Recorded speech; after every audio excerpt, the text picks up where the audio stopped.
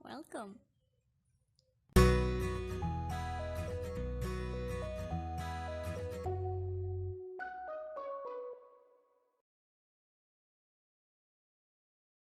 Latihan mendengarkan. Tiba-tiba ada suara yang memecah daya hayalku. Aha. Latihan mendengarkan, kata Aditya. Tiba-tiba ada suara yang memecah daya hayalku. Thank you for the lesson. Wah, keren Aditya.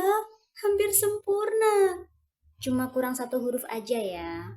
Oh iya, ini bukan pelajaran ya, ini adalah pelatihan. Latihan mendengarkan, tiba-tiba ada suara yang Percobaan bagus, Monica. Nah ini ya. Tiba-tiba ada suara yang memecah daya hayalku. Thank you, Vi. Sama-sama, Dit.